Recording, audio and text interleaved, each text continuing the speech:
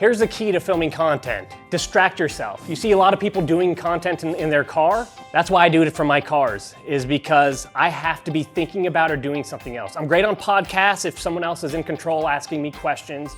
I'm great in the car or if I'm walking around doing something. If I set up a camera in my house and I'm like, okay, it's time, it's a shit show.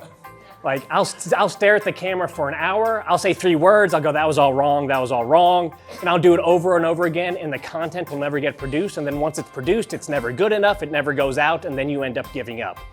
So, distract yourself.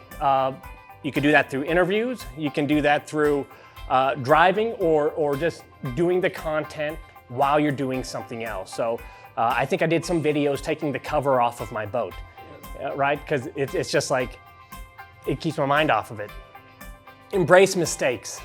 One of the biggest mistakes I made in my first year or so of producing content was I thought it had to be polished and good, just pristine, right? No mistakes. I come from the business to business world, so everything was very corporate and clean and well produced. And I didn't want to put anything out there to tarnish the brand I was trying to build if it wasn't perfect. So, that kept me from producing content for a few years.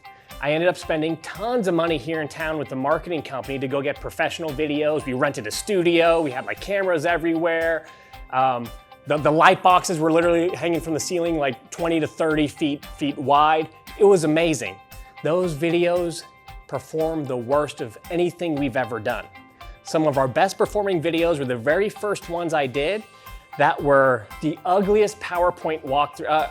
I'll tell you, it was set up in our old house.